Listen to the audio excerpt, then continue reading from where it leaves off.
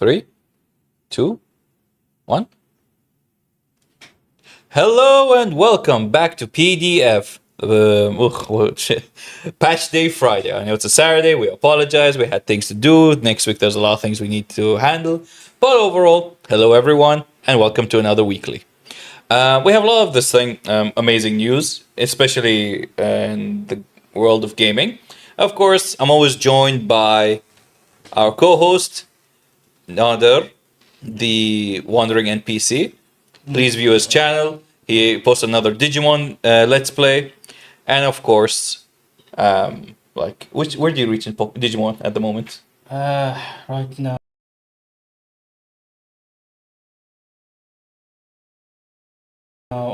Officially, I've recorded until I believe episode 7, but I've only uploaded till episode 4. I'm uploading twice a week, once on Sundays and once on Thursdays. And yeah, where I am right now, I believe I literally just beat up one of the boss fights, but yeah, you know what? We'll get into that later. Fair enough. So, our first topic of the week is actually a local news. It is regarding gaming courses in schools. You do work for, you're a journalist and you do a lot of coverages. And, how did this news come up to begin? Why is what made the ministry push for this type of courses? And this is, not even university. This is in schools they're pushing for this. Yeah. Well, obviously, the video games are the future, clearly, despite what we've been told growing up. Finally. Yes, looking at you guys, you know who you are. Parents. So, telling us you'll never achieve anything with video games in your life. Well, look at them now. Now they're a course in school. We were ahead of our time. We just didn't have the resources, did we? Nah, sadly not, but it is what it is. At least this generation gets its opportunity. Yeah, so why don't you go a bit into more detail into what the course offers exactly? So the course is called Gaming 100. It's a program that will be available to the government high schools, public high schools. And some private schools, and some depending private on schools. whether they want it or not. Of course. I know one private school who will not do that. Oh no. We know you. We know you. Of course, it's divided into 5 chapters and a final project. Chapter 1 is the foundation.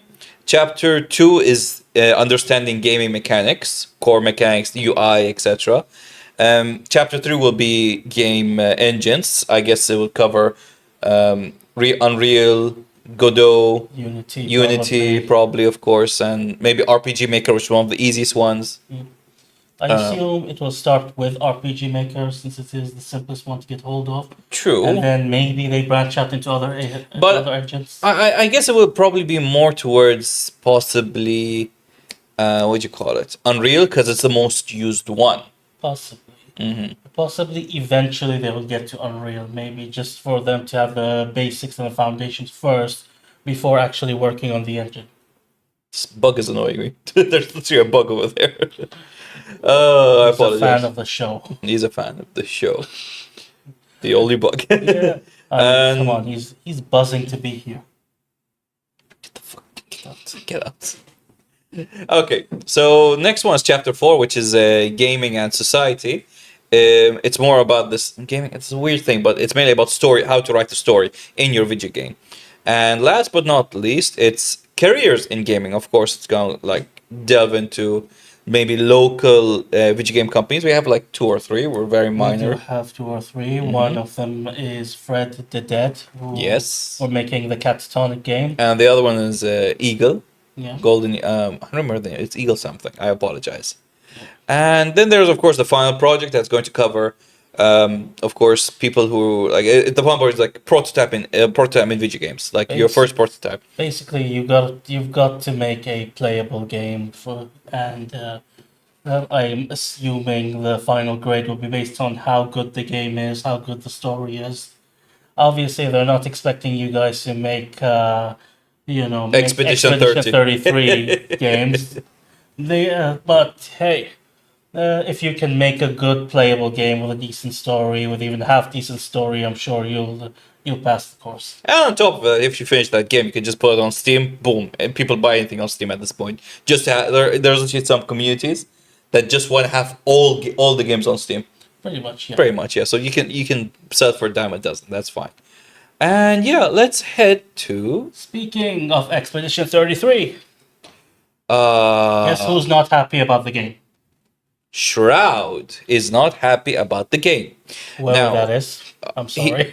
You don't know, but I don't know. I'm Yeah, sorry. I so- don't follow streamers at all, so you're gonna have to apologize my ignorance here. so Shroud is a big name in the FPS community. A Okay. very big name. All right. And I don't believe he played Expedition 33. That's why he's saying like, oh, Ark is supposed to get Game of the Year rather than Expedition 33. So yeah, it's a very controversial take that he is dropping over here, because of course Expedition 33, it's like it's. I haven't played it yet. You haven't played it yet. No. A few of our viewers have played it, and of course, it's just. I don't want to use that word, but it's a dog shit take. Okay, Ark is not a bad game. It's a good game, but it's not. You can't compare it with Expedition 33 because one, it's a completely different genre. Okay, fine. It could be a contender for Game of the Year, but it doesn't even have half the numbers compared to Expedition. Okay, so here's the question: when did Ark come out exactly? Recently, like it was Does it even qualify for Game of the Year? May. I'm pretty sure there's like a cutoff. Yeah, I mean, how can it qualify for Game of the Year When we're if at it the comes down at the end of the year? I think half of November is where the cutoff happens. Yeah. So it's still a contender. All right. Yeah. So it's still a contender for this year. Let's see. He urges. So his quote is like he urged players to band together and vote for Ark. Because he says that the game awards are unfairly prefers its main awards to go to single player game. Okay, that's not really a bad thing. Like, well, in actuality, single player games, like, wait, that's not true. 2016 Overwatch got this thing. Overwatch, yeah. Overwatch So it's not. got it It's in not 2016. by. Yeah. It's like, 2016 was like the height of FPS. hold on, I apologize to our viewers. I just gotta check right now what game of the years game of the year 2016 to 2024. Yeah. Okay, so 2016 Overwatch, as we mentioned, Well deserved. Legend. I didn't play it. I didn't play it that much, but from what I understand, Back in the day, it was amazing. Now Okay. it's so Legend of Zelda: Breath of the Wild, very well deserved. Sekiro, again single player. Oh, sorry, God of War, Again, very well 2018. deserved. Sekiro 2019. I didn't play that. It's really good, but it's tough. Let's see. Last of Us Part 2. Debatable. I'd say It- Ghost of Tsushima. It Takes Two. 21. Okay, didn't play that. Oh no. Okay. So here's the thing, right? It Takes Two is not a single player game. There you go. That's the It's default. multiplayer. So Multiplayer. It's a recently won. And if you think about it, like so, Baldur's Gate 1 in 2023. Even that can be a very multiplayer game. Yeah, I could see that. So him like the game But that I won thi- last year, so- Astrobot. Okay, so I get what he says because the last pure multiplayer game, which is Overwatch, that was almost not. That's literally 9 years ago. 9 years ago is the last time a multiplayer game won. So I understand his sentiment, but that's not a good take. Yeah, but it feels like he's blaming a game because it's great. It's a weird thing. Like That's the thing, right? Because I think if he might have played the game, he might have had a different take. But since his whole career revolves around FPS, the FPS genre, or like third-person shooters, etc. yeah, It's just it feels like it's a bit biased. On it's a this bit part. biased. Yeah, Yeah, I'm just a bit of. I've played context. Ark, by the way. Yeah. I played the beta. I haven't bought the game, but I did play the beta. And maybe end of this month I'll get the game so I could play with a bunch of friends and I'll do a bit of recording. Yeah. So just for a little bit of context, the 2000s, the 2010s, all the way to 2020 was basically mostly multiplayer games. It was the multiplayer boom period. Let's It, see. it was kind of a depressing time for me who just wanted to play single player games. Like I just want to go on an adventure. But yeah. Let's Yeah. see. Let's see like all the this thing. So events and ceremonies. Okay. From So 1998. Wow. from yeah, this is from '98, but we're not gonna go '98 because that's like Let's just start 2010. 2000. Okay, Mass Effect 2, Portal 2, Dishonored, Last of Us, Okay, see, Destiny. Destiny is multiplayer. Well, Destiny's not. It is a multiplayer game, but it's not a kind of like Overwatch, Arc, etc. Because it's not deep into like the multiplayer aspect. Yes, there are dungeons or thing, but you can play almost the entirety of the game single player until you get towards the end game content. I find Destiny disgusting now. What remains of Aegis? Are we on the right? Are we on the right game of the year? Yeah, this is different. What the hell? Hang on. Yeah, that's the British Academy. Oh, That's my the BAFTA. bad. Sorry. Who cares what they think? Dice, not the Dice Even though Award. BAFTA are actually. Yeah, that's the thing. I guess that's the thing. There are so many Game of the Year awards. Like, yeah, wait, yeah. What's it? The Famitsu Award? I never heard of Famitsu Awards. Oh, the Game Awards. The Game Award. This is what we're looking for. Yeah, So yeah. 2014 is when it started. Yeah. Okay, so so the first game was Dragon Age, Inquisition. I liked it. a The lot. Witcher, which is well deserved. Yes. So yeah, we already mentioned all of them.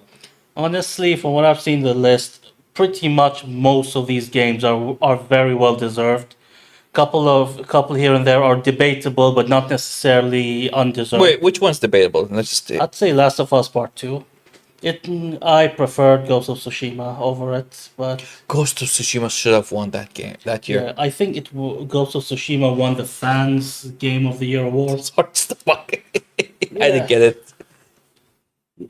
Yeah, so Ghost of Tsushima won the fans Game of the Year award, but The Last of Us won the actual Game of the Year award. So Which is like only 5% of the votes actually count from fans, while Yeah. the rest is just done by what you call them? The reviewers, gaming journalists. gaming journalists. Which a lot of time they have dog shit takes. First of all, can we stop calling them gaming journalists, please? They're not They journalists. They're dirt officially sheet no. writers. So officially they still are, and some of them are still respectable. Especially I would say from I guess what you call game what's it called the British one. Oh, sure, the British one. That's the company. GameSpot. All right. Yes. So here's the thing: like, if you're one of those who actually goes and gets news from gaming and breaks them and all that, that's perfectly fine. But if you're gonna go and take this news and just basically retweet it on your channel or whatever, please don't call yourself a gaming journalist. Oh, so like this thing, the one with the K. What was it called again? Kotaku. Yes, Kotaku. Absolutely. Kotaku. It's not you're just absolute dog shit. You're just bait trading people. But Yeah. don't- GameSpot, they're really decent. IGN, a lot of times They're very hit and miss. To be They're honest. very hit and miss. Like sometimes they do have good takes, and Yeah. sometimes they have too much water. Too much water. Exactly. So on to the next We're topic. still talking about Ark. Yes, so we are on to Arc, and let's just go down here.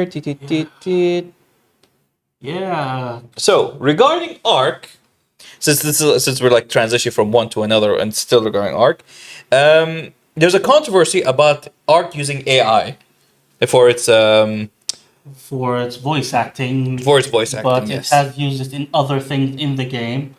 But the main thing that's pissing people off is the voice acting. Because of course they're replacing their original voice actors with AI. Okay, so they say that they paid the voice actors. Yeah, but for the thing is like for new lines, it's not the voice actors, it's the AI generating it. Yeah.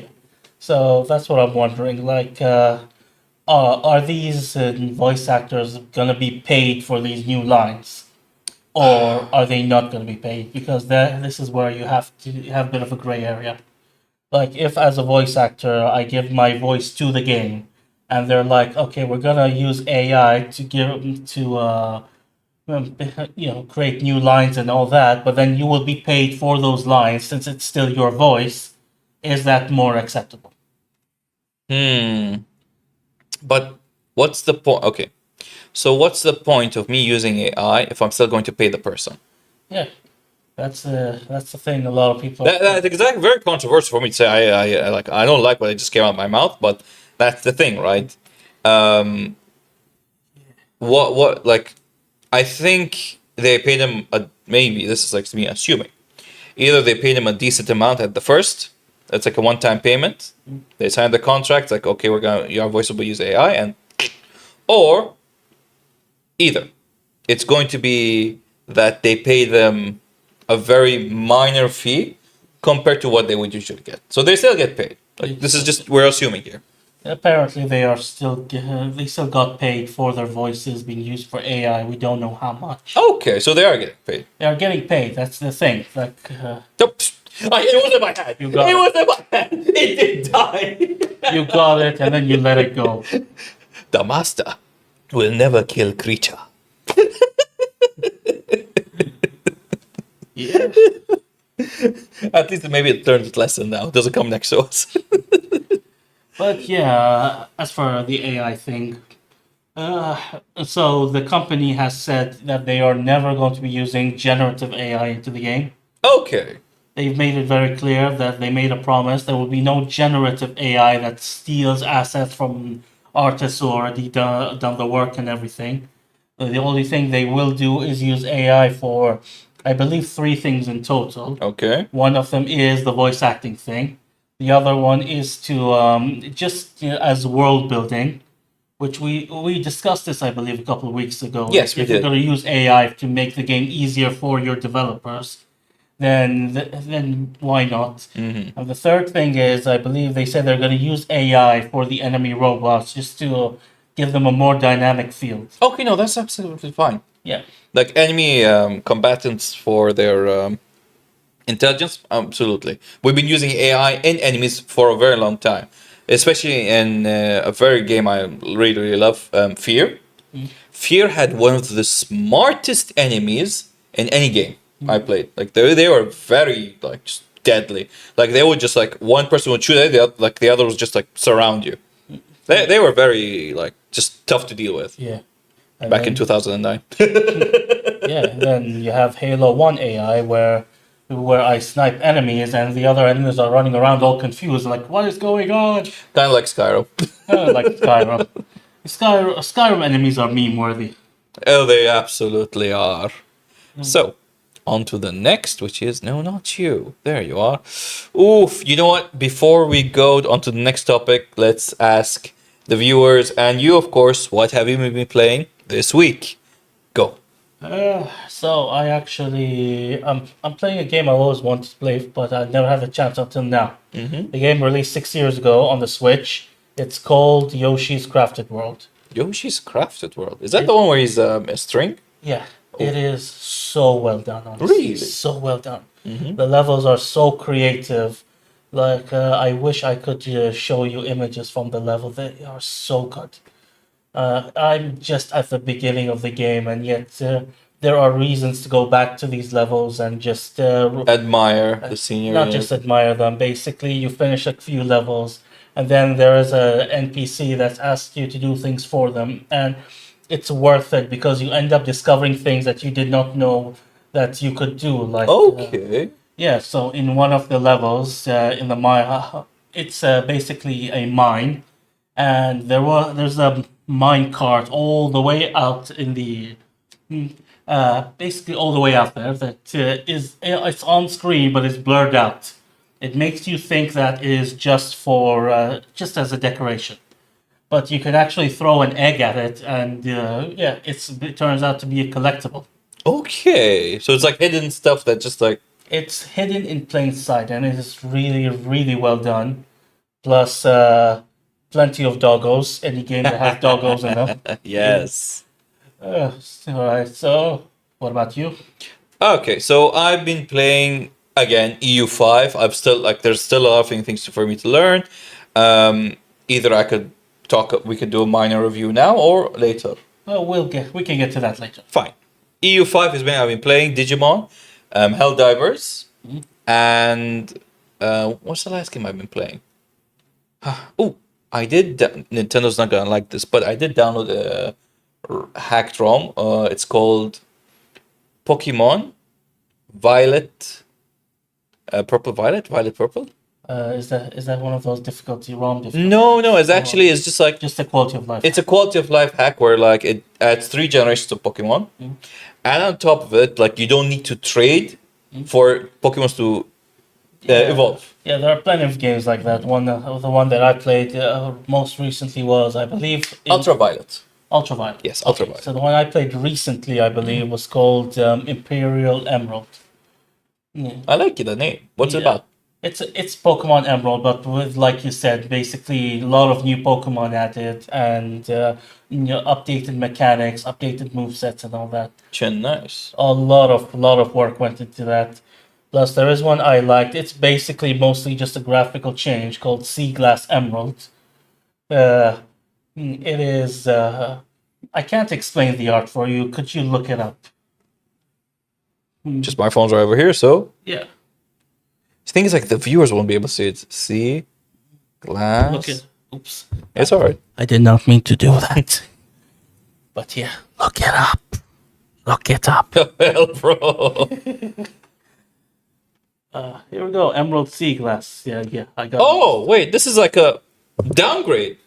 I think it's not it's a different art choice. No, but this is more like what do you call it? It takes Pokemon Emerald and it makes the graphics similar to Pokemon Crystal. No. Yeah, this is Pokemon Crystal. It takes inspiration from it, but it adds a lot of its own spin to the graphics and everything. And in this game, Pokemon follow you. Just like Pokemon. Sorry, not Crystal. Silver. Pokemon Silver. Silver and gold. Gold, Soul, Silver is what you're Yes. thinking of. Yes. My bad. It wasn't Crystal.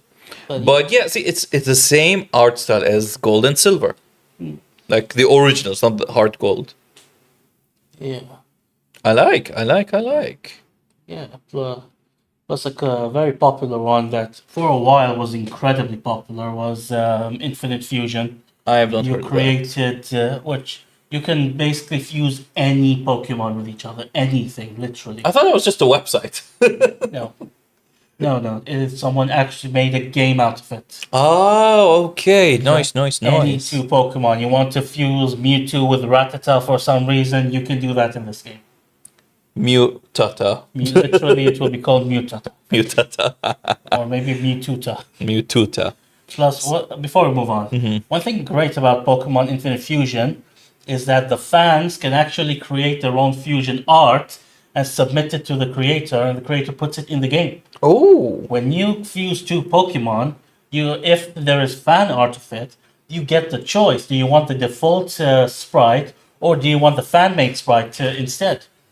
Well, let's make a dedicated video about that because I really want to see more about this game. And apparently, recently they updated the game to add Johto, if I'm not mistaken, or maybe it's Infinite Fusion Johto. Mm-hmm. But bottom line is, whoever did this, fantastic job. I absolutely loved it. There's a lot of replayability to it. Oh, I just can't think of some of the silly combos you can do. Oh yeah, there are a lot of silly combos. You can create some of the most broken Pokemon imaginable. Definitely. All right, on to the next one, which, such a fall, just the collapse of this company is just saddening because. It is genuinely sad because growing up, I love the Assassin's Creed games. Of course, so of this course. is genuinely depressing. So the picture which published over here, it's what's I his name? believe it's Yves Guillemot. Yves Guillemot. Yes, Guillemot. I don't speak French, so I Les might be poissons. mispronouncing We do. Omelette de fromage. Everyone speaks French at this point. Yeah. So Guillemot, he attended the Paris Game Week and gave his analysis of Backlash from this thing, Assassin's Creed Shadows. And right, so let's just go a bit down here. Yeah. More down, because we're just trying to get more Yeah. thoughts out of here. So, So he said that Assassin's Creed Shadow received criticism for some concerns of the internet, partly because of the co-protagonist Yasuke is a black samurai. My dude, first of all, nobody gives a damn if he's white, black, Asian, whatever. The main issue was people wanted to play as an Asian in an Asian setting, and even the Japanese themselves were extremely disappointed in the game. For example, we will get to that. yes. So I'll just read it on, and then I'll give my 2 cents into it. Ubisoft delayed the game a few times, saying it was incorporating the players' feedback, and okay, well done. And it was released on March 20th. Guillermo said Ubisoft was initially surprised by the extent of the attack. We quickly realized that it was a battle. It was a battle of our fans to demonstrate that we were in fact more of a video game than a message. What was that? That was the issue. The way they were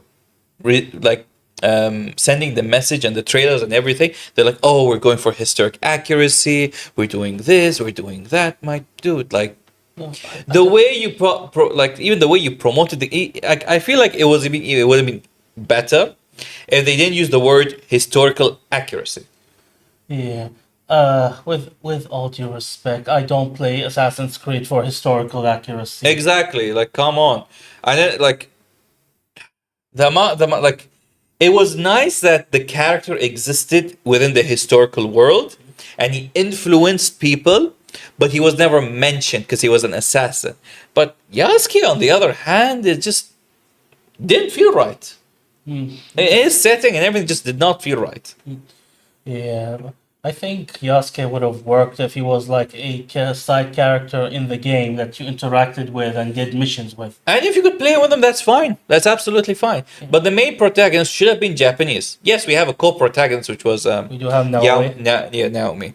Which I don't mind Naomi at all. Like the idea of a ninja assassin, it makes perfect sense. It's just that they forgot to put the assassin in Assassin's Creed.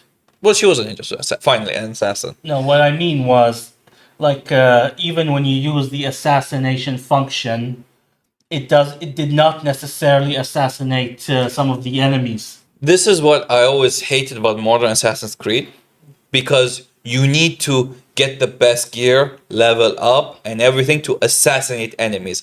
Does not make sense. In every Assassin's Creed, unless you are caught and you have to fight the enemy, then you couldn't assassinate them.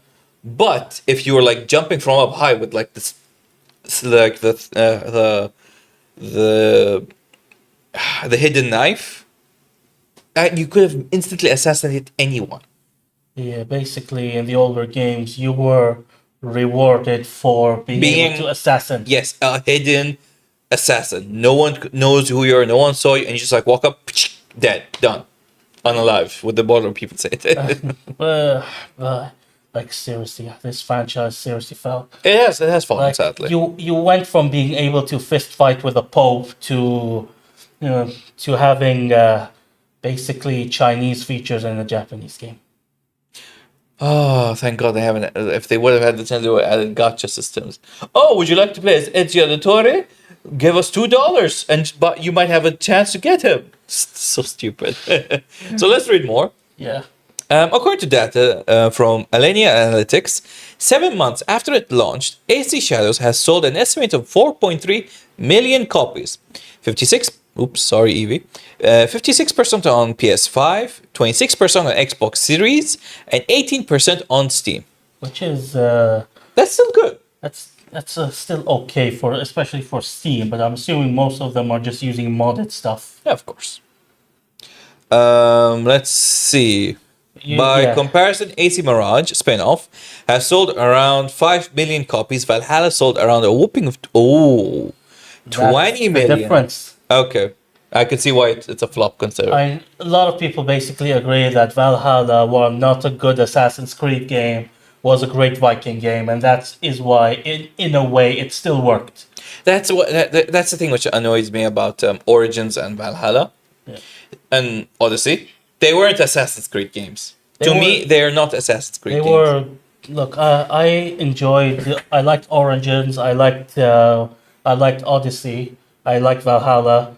But in order for me to like them, and notice I didn't say I loved them, I liked them. The reason, in order for me to do that, is I had to stop thinking of them as Assassin's Creed I game, couldn't. That's why I couldn't and finish I them. had to start thinking of them as their own thing. Like Odyssey is an ancient Greek game, and I personally loved everything about ancient Greece, which is why I went to Athens earlier this year and I saw everything for myself.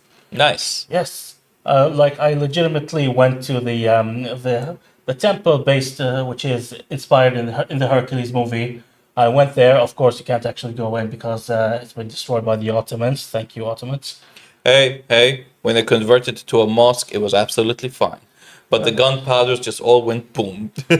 Well, yeah, Was it destroyed? Was it the Germans who destroyed or the Ottomans? it was the Ottomans. Ah, Yeah, I went to Athens. It was the Ottomans.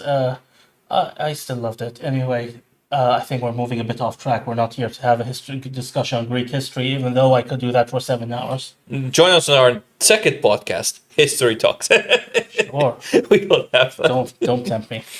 We have a lot of work with this one alone. Oof, oof. Like But- this whole entire setup and everything takes around an hour just to do everything.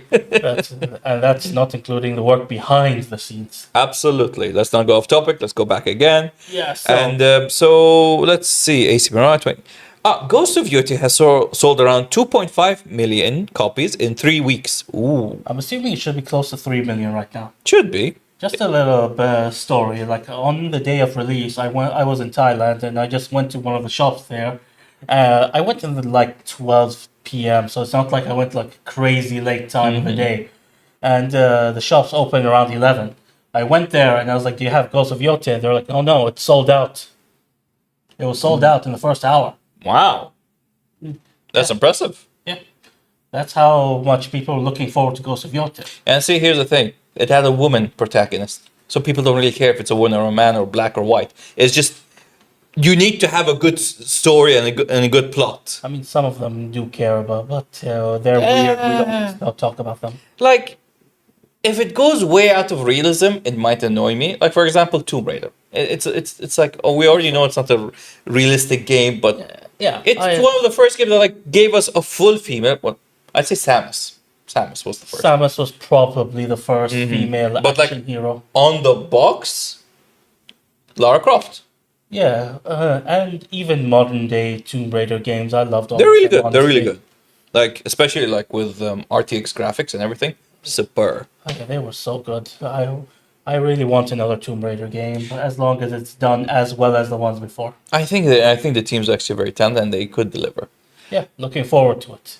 Oops. Give us Tomb Raider in, I don't know, Persia or something. Yes.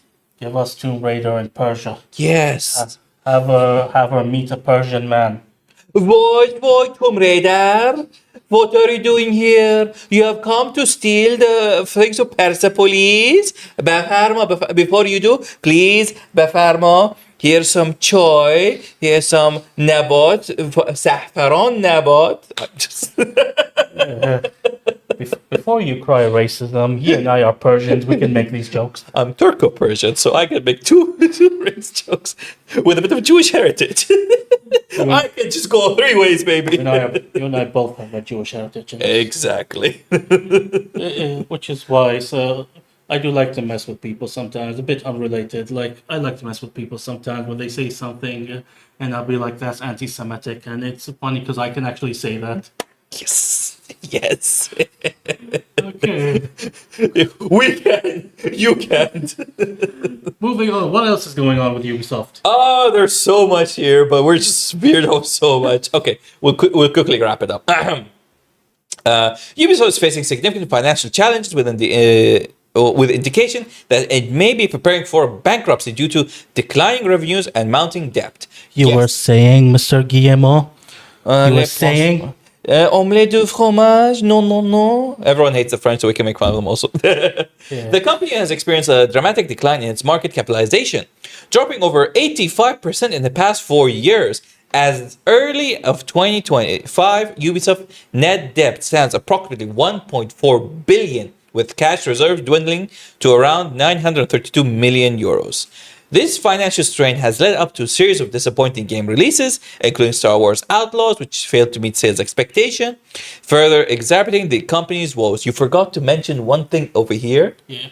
which is Skull and Bones. I forgot it even exists. I should tell you that much. Skull and Bones is a very important thing.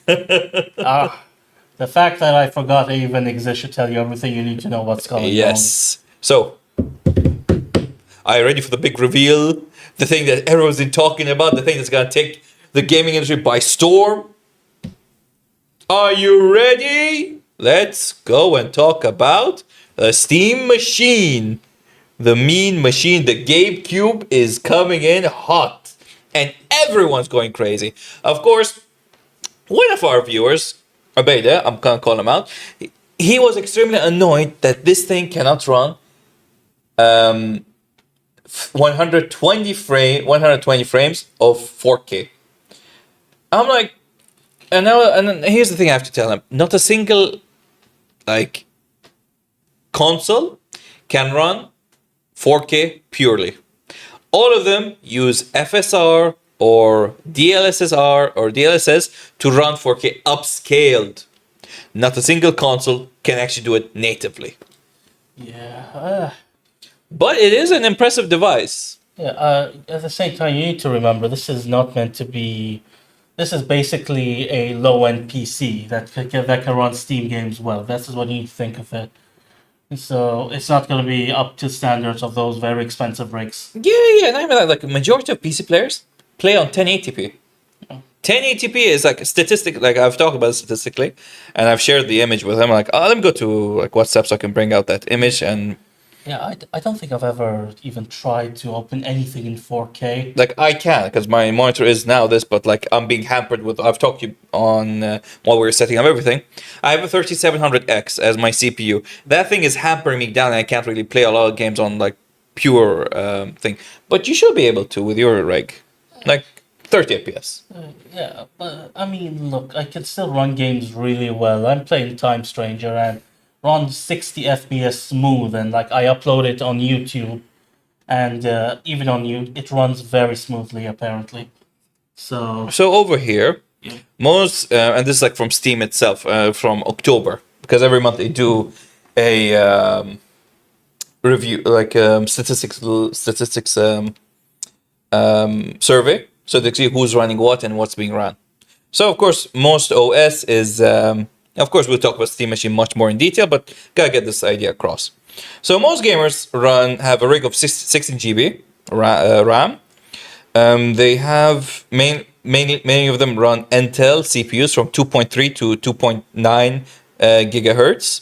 Most of them run like 6 cores, and most of them have a 3050 or 3060. 8 GB VRAM and display resolution 1080p. Unless, of course, it's multi-monitor desktop, then it's a 30. Actually, no, it's still the same 1080p. Huh. Oh, 4K sometimes even. But of course, yeah, that's like this is still better than majority of people's consoles.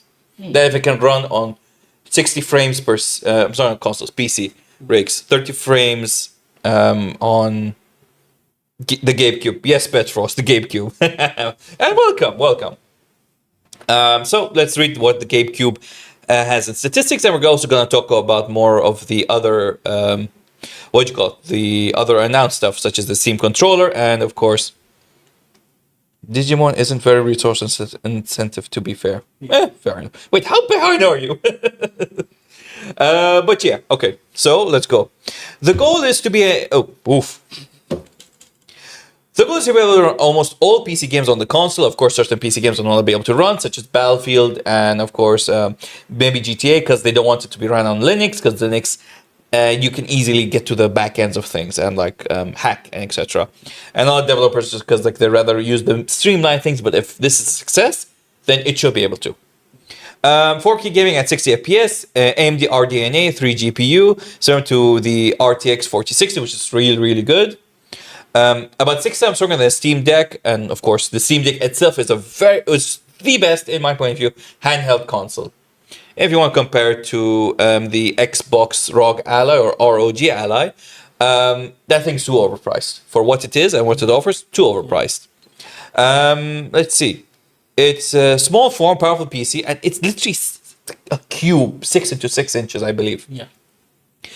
Small form, powerful PC, gaming packed into a roughly 6-inch cube. Yes, keeps cool and quiet. It has just one big fan at the back end, and just blows everything away, all the heat. It has one gigabit Ethernet port, 1.4 display port, 2.0 HDMI, one USB-C, and 4 USB-A ports. Available two storage size, 512 GB or 2 terabyte, my bad. Both come with expandable storage via micro SD, Wi-Fi 6, the Wi-Fi 6E plus Bluetooth 5.3 with a dedicated antenna, controller or wireless adapter with built-in into the Steam machine for direct pairing. Power supply is built-in. It is such a small device, and it's amazing that they managed to do that. Like, the Steam Deck is bigger than it. Well, of course, because like has a screen on, but still.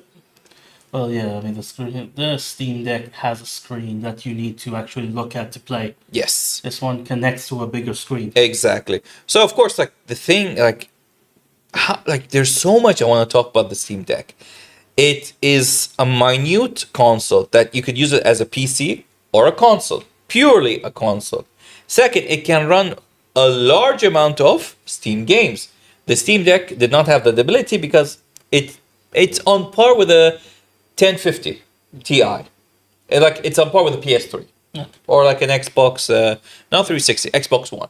I mean, that's still really good for handheld. That's still really good for a handheld, unlike the MSI Claw that still suffers to this day. Let's see then. Of course, they also it's coming on with a controller. The controller, and by the way, the way they announced the Steam Deck, it's like, oh yeah, by the way, we have this. And you're like, what? Yeah, like I read through it. Like, to be fair, they're having fun with the release, and They're really having fun. like I'm glad. on Steam itself, when I was going through it, they actually said, well, the console is 6 inches. It's so small you can hide it behind a banana. Yeah, I really like this thing, the Valve Steam, Valve team. It's nice to see them have fun with the console release and all that. Yeah. I think they know there's no pressure on them to compete with the PS5. Not even no pressure. The reason I think there's no pressure is because they are a private entity. They are a full private entity. There is no pressure, exterior pressure from, because like they could still be free on what they want to handle. They could take their time with the release because there's no shareholders. And of course, there's like a lot of buy bug. There's also like the fact like it's their own team. There's no pressure from anyone else. It's like we really have to drive the bug. But yeah, so of course, then now we're going to talk about the Steam, the Steam controller, which it's literally the Steam Deck. Just remove the screen, and there you go. Everything else is exactly the same thing. It has the trackpads, it has the controller part, it has like all the back buttons also. It's the same thing but without the screen. And of course, it is actually one of the best controllers I've used. Okay. Like the Steam Deck, not the Steam controller, because I have a Steam Deck. Yeah, it looks like it's promising. It is promising. I don't think I'll get it because I have a full functioning gaming PC. Exactly. Like, But for those guys who want to ease into the world of PCs, I think this is a good step for them. Though I do believe if they want to like really eat up the PC market, maybe they should have like alternatives to Microsoft's Office, like even their own version for Adobe. Like, I'm not saying they should, that maybe a different company should try doing that, but there should be proper competitors for Microsoft other stuff so that links can become more streamlined. Yeah, one at a time. Let them get this thing perfectly first. Of course. And then who knows in the future what you can add. The funny thing, actually, I think it was Denmark or Netherlands, one of those two countries. The Dutch. One of those two countries, they are actually making their team, like the government team, move away from Microsoft-based systems to Linux-based systems, and they want them to use more Linux-based softwares. There is like an Excel version of Libre, I believe it's called. Libre or Libre, I don't remember. Like RE, something like that. And they're like moving their team to use that version. Like they don't want to anymore be used to Microsoft Office stuff because Microsoft is just really being stupid with all its decisions. Okay, now let's talk about the virtual head, not the virtual head, the Steam frame. The Steam frame, yes. Okay. The Steam frame is similar to the Oculus Rift or the Meta Quest now. Okay. As in, you don't need to have anything connected to the PC. You could just wear it, turn it on, and boom, start using it. And you can use it in two ways. One of them is you take a USB, put it in the PC, and you could and it uses, I think it was Wi-Fi 6, I believe, or something like that. Similar to what the Steam Deck has. And stream on the PC. And you could either use it as a normal PC, like literally just like you could just put like flat screen in front of you, use the controllers, and boom, you're playing a game, flat screen. Or you could use it as the 3D version, which is like, more, more interactive, I guess, in that sense. Okay. And also they've made technology where like it detects where your eyes are, so like it's like less resource heavy. Okay. Yeah.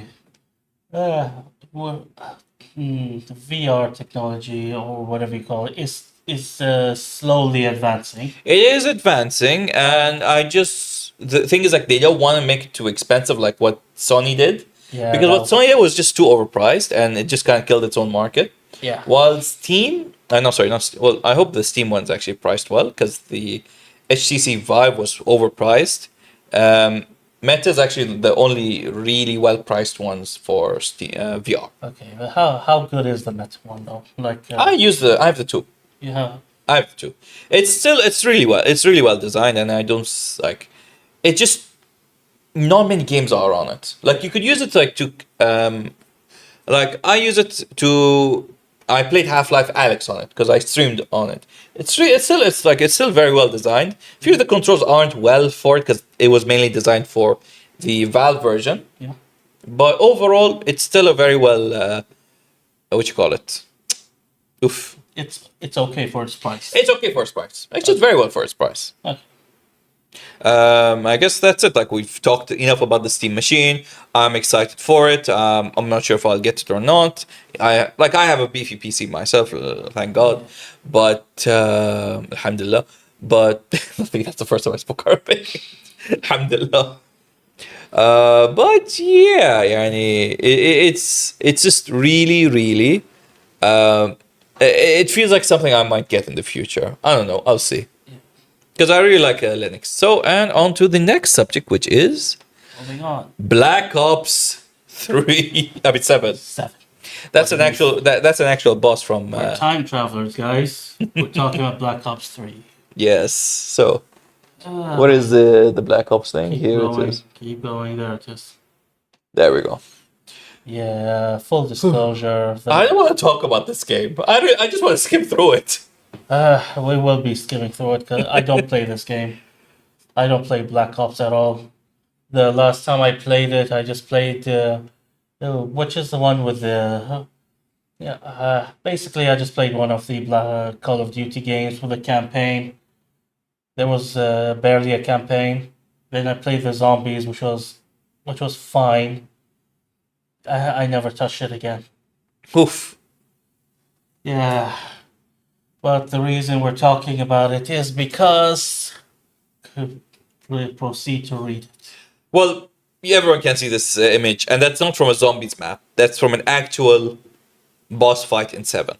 And of course, there's another boss fight where it's like this snake thing happens, and like a snake plant happens. Just too much. Like it's just way out of reality at this point.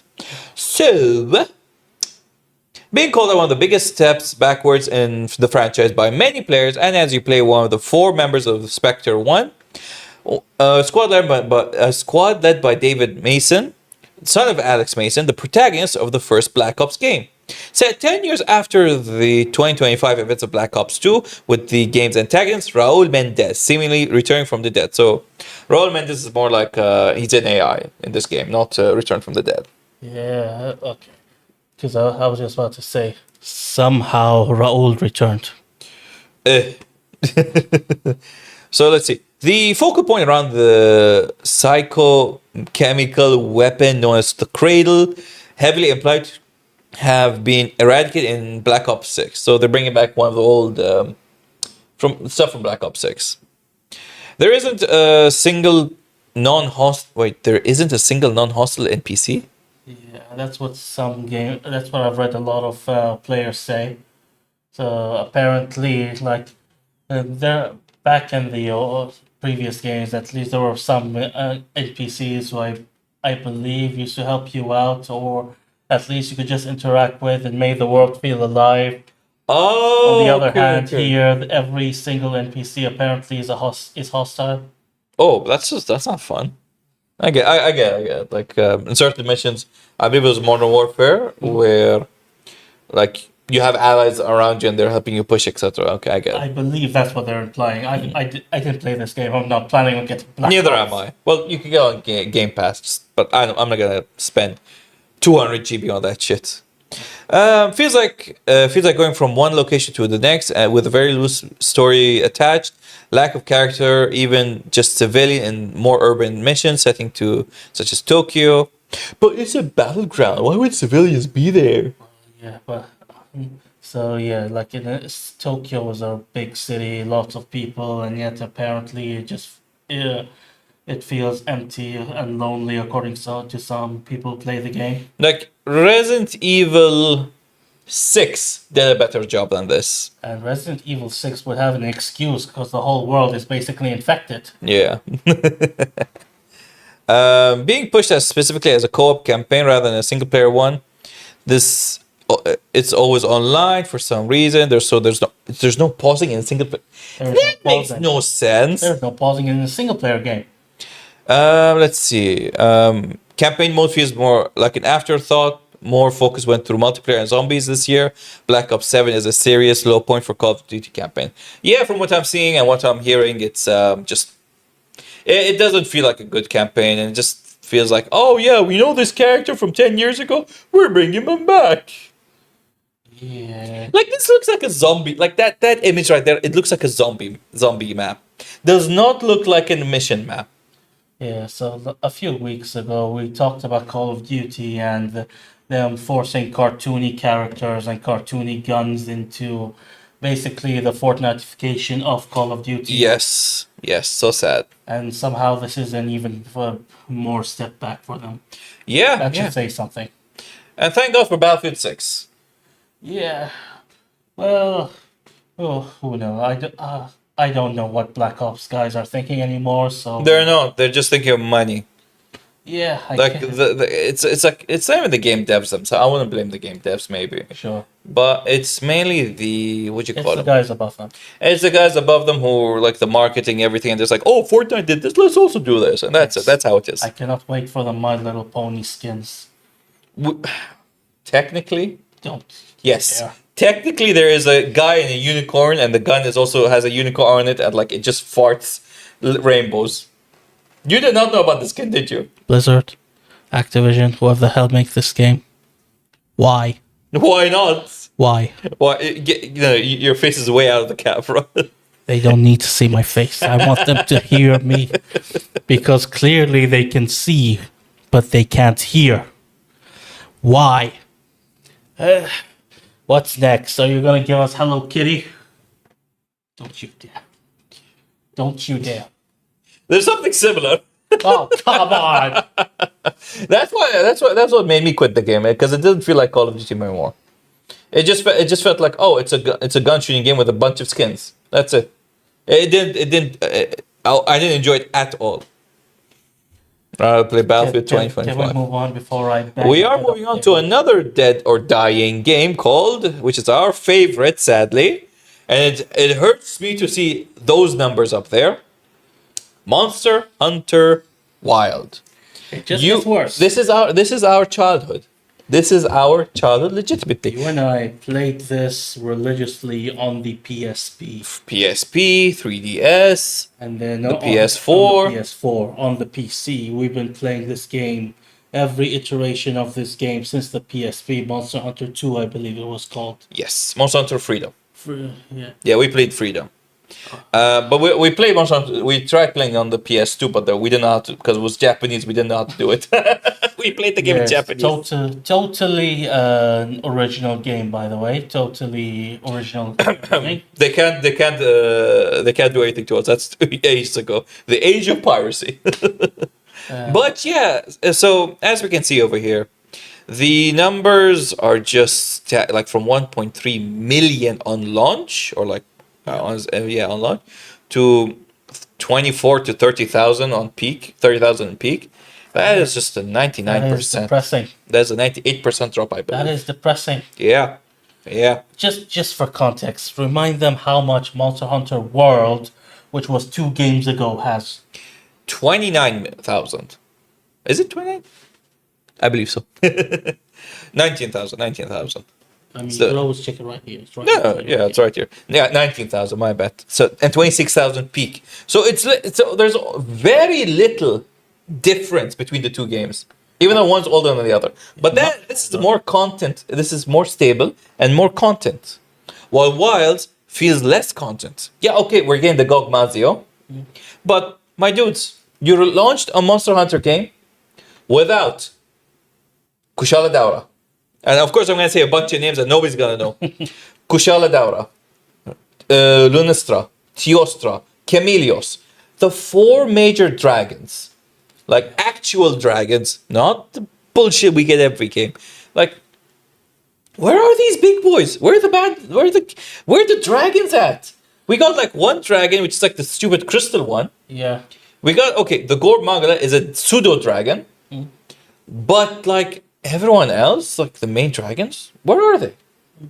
I have absolutely no idea. You know, I think this is the part where you should have brought on the Rathalos figure that you have. I thought you would put it. Just leave it be finished. Let it be boxed. Let it Just be like boxed. our hopes and dreams for this game. You never know. They might fix it. I believe they will fix it in the future. It's I the bel- optimization that's really got me. it could Lack be. of optimization. It's just not. It's the lack of content. Game was rushed. Game was absolutely rushed. They could have taken more time for it to cook. This is a big flop from Capcom. Like they did not need to rush this game. Yeah. Like yes, they got like 1.3 million on Steam. That's an amazing number on like the first month. But now it's like it's barely surviving. Yeah. And anyone who gets this, like, you don't. It's rare to see games having like increased spikes over and over again. Like, for example, let's use Helldivers, for example. Alright. Helldivers, the numbers always drops when there is a bit of a content drought, or when there is like, okay, so the main mission is done, everyone can leave and take a step back, while the players who enjoy playing the most, they can take it over. Yeah. But like, for example, we had like this defense for Super Earth. It went up to, I think was 200,000 to 300,000, like launch numbers, I believe. Then when it came to Xbox, it got 500,000.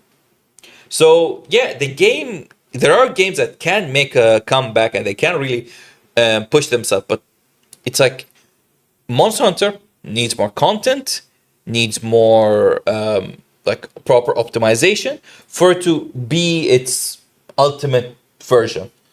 Yeah, like it got me second guessing my rig. Like I thought, what am I behind already? Is that it? Both of us. Like I got a 3080, you got a 4070 or I got like 40 something. you got a 4070 or 4060, I don't remember. Yeah. But which is still good. Yeah. But the optimization, what happened with this game and its optimization just was horrendous. Like it like that's why a lot of people left. They couldn't deal with it. Yeah, like- that's why I left. And even like when I was playing the beta, I was like, what's going on here? What's happening?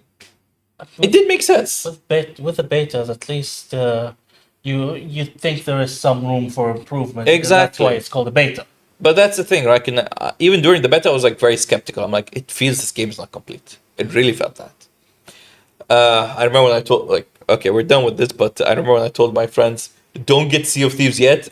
That's game doesn't feel complete. No, we're gonna get it. Boom, that's what they got. Now it's a great game. We should play we should play sometime. Yeah. Okay, so we're done with Monster, but here's some feel good news, some lovely news, some happy, like it'll put a smile on your face. You brought this game to me, and I've seen video of people playing this game. The game is called My Little Puppy. My Little Puppy. Let's see, here it is. So we want to talk about like smaller games that are like just deserve more attention. Feel good games, Feel-good games, especially especially. since a lot of games, for some reason, seem insistent on the doom and gloom route these days. It's because of capitalism, my dudes. It's just like horrible. Yeah. Come on, just give us a good, wholesome game every once in a while. Yeah, so we got this thing, My Little Puppy. There's a saying that when you depart from this world, the dog who went ahead will warmly welcome you. While spending time in dog heaven, Bogyu, the Welsh corgi, Bongyu. How do you say his name? Bogyu. I believe it's just Bongo. Bongo. Okay, Bongo.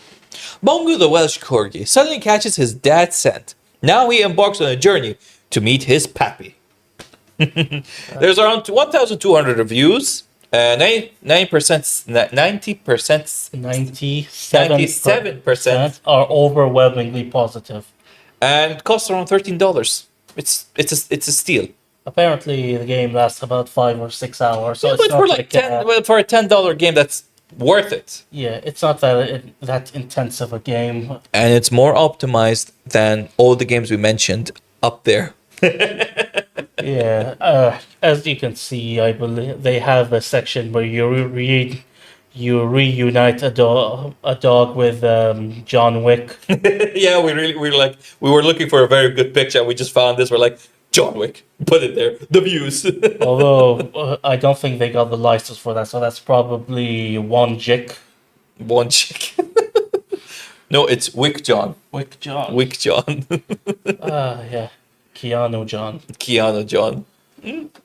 And yeah, like we're going to end this episode in one small little thing, which is my current addiction.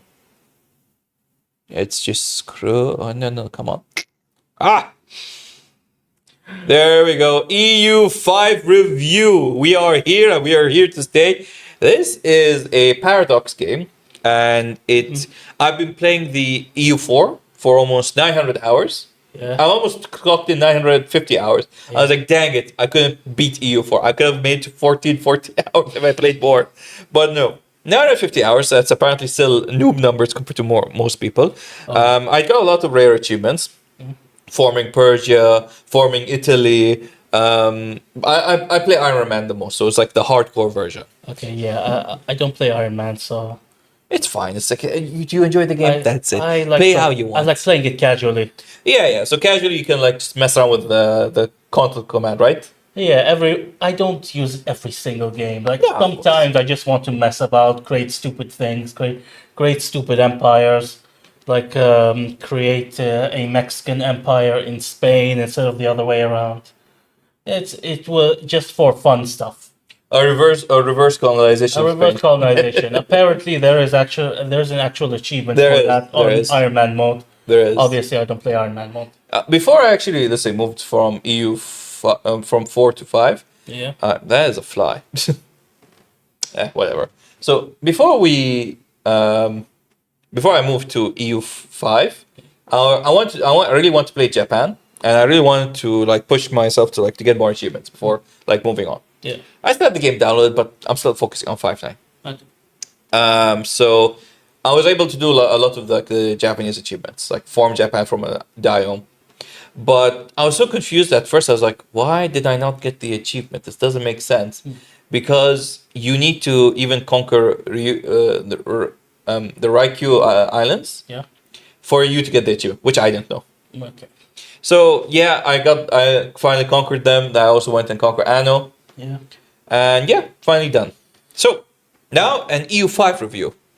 It mixes a lot of like aspects of other EU games, so it feels more of an in between from EU3, which has dynasties properly. Okay. You have you have Victoria too, which has a lot to do with the market and like the market thing. Yeah, that looked like a very, very complicated game. So at first it's less than Victoria actually. Okay. So you can all you have to do is like, okay, so my like my vassals or whatever are missing these items. Let me just click and buy more food, more gold, more this, more that. Yeah, I believe it was Victoria, which was so confusing that even Killian Experience didn't know how to do it. I still don't know how to play Victoria. I still don't know how to play Victoria. I almost reformed Persia in Victoria, Yeah. but it's such a hard game because at that time, like Iran or Persia, is a very weak country. Right. Like, the It's during the Qajar dynasty. question. Here's a question for the devs. Go on. You made this game. Do you even know how to play it? I believe they know how to play this thing, EU and Crusader Kings more, because those are the most marketable games one. Probably. Unlike March of EU4 Eagles. was a lot of fun, to be fair. Like, you could do a lot of stupid things. A lot of stupid things. Like, I created the US instead of calling it the United States. I called it South Canada. You just pissed off a good amount of people at this point. I'm sorry to the Canadians. But yes, EU5. It has a lot of positive reviews on Steam. Yeah. It runs decent on the Steam Deck. Not well, decent, because the Steam Deck is still weak comparative to the PC I have. Okay. Like I'd give it like a 5 out of 10 on the Steam Deck. It runs, but not that good.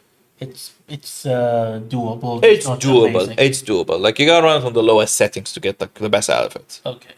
Then you have, of course, a lot of key mechanics that, like, unlike EU4, the system where you raise armies are based on two things. One, levies, which you use peasant armies, Yeah. which in this journey you're like veering away from levies to a more standardized army, such as like standardized horsemen, like that will always be there.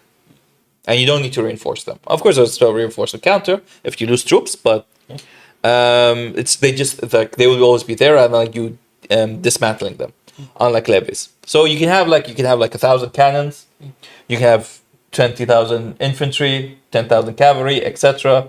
And then of course you want to like maybe you say, okay, well I don't want to lose these guys purely, so I'll just get my levies to be like cannon fodder for them to die. But if you let them die, then it's gonna go like, okay, these levies are peasants, so they're going to be like a bit of shortage in employees in a lot of estates, and that might piss off nobles because nobles will go like, oh well, I don't have.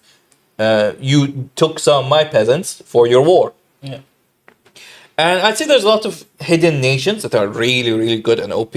Okay. One of them is Hormuz, which is a coastal Persian kingdom, which has a mix of like a bunch of mixed religions such as Shiism, Sunnism, and Ibadism, which are like the top 3 Islamic religions. And you could just pick and choose which one you want to play, and you could start declaring like wars of heresy, or even like you could start dismantling the Ilkhanate. And there are also these things called international organizations. Yeah. So one of them, of course, is coalitions against your country. Yeah.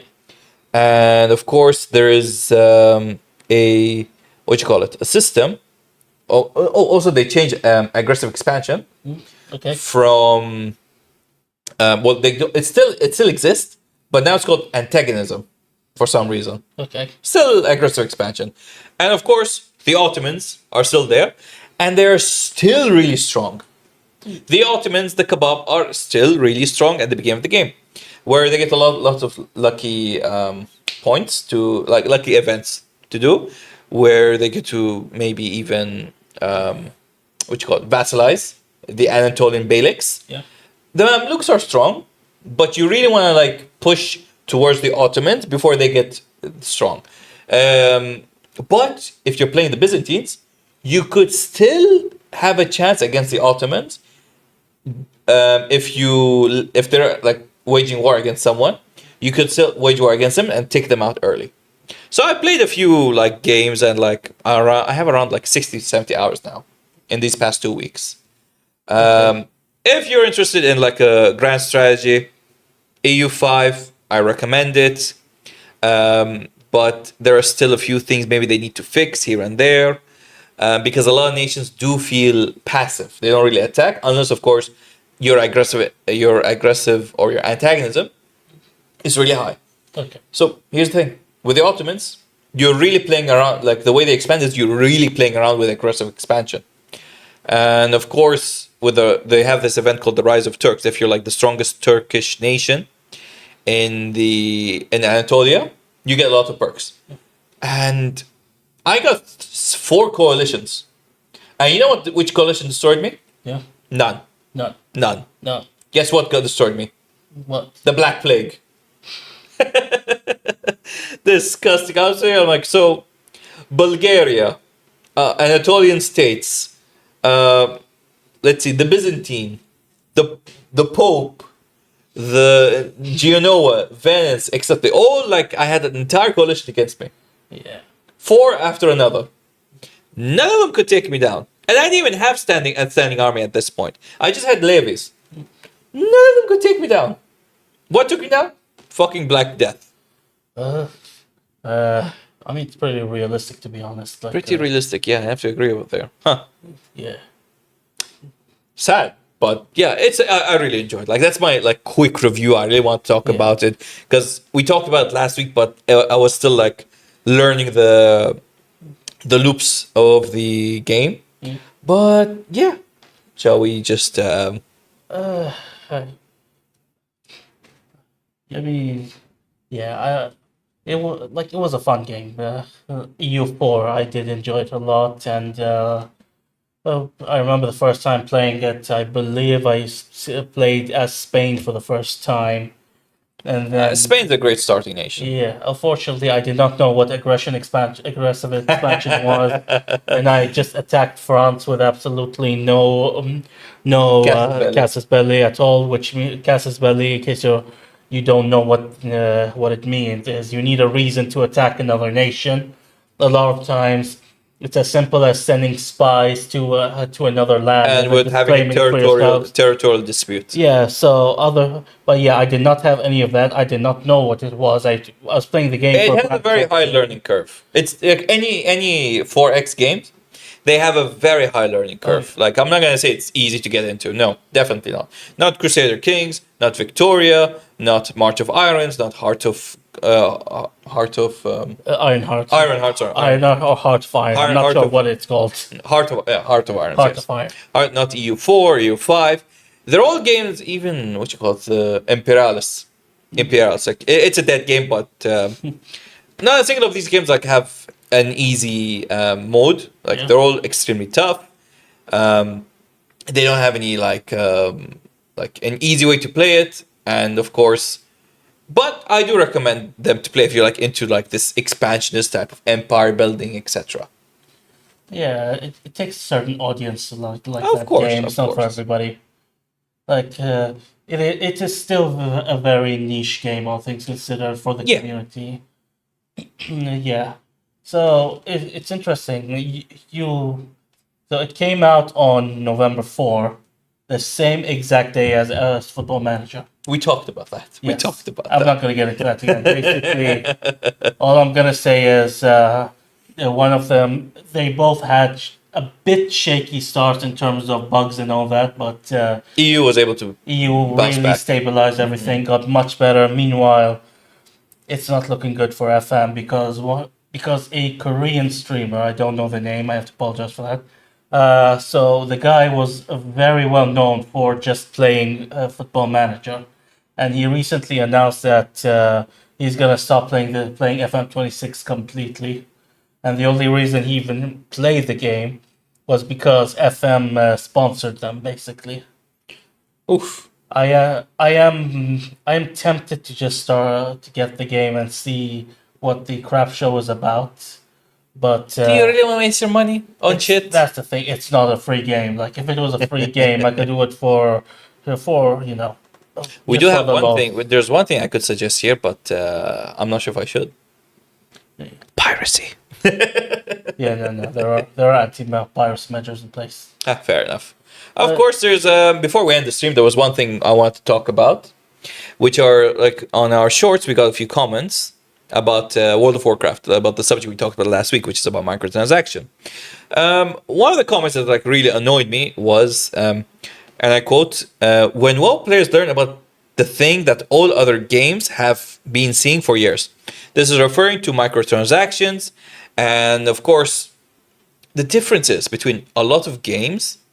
Either you buy them once and they come with microtransactions, such as like Fortnite. It's free, but it comes with it's free, but it comes with microtransactions to support itself. Similar to other games that are free and they need stuff to support themselves. But like World of Warcraft, the first into them is one, you have to buy the game. Two, you have to pay a subscription. Three, it's not a cheap subscription.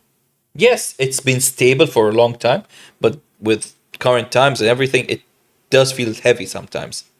World of Warcraft itself, like a lot of people, and this is a very valid argument from like what I see, is why would I keep paying a subscription if you're going to charge me for things that like are free to play ish?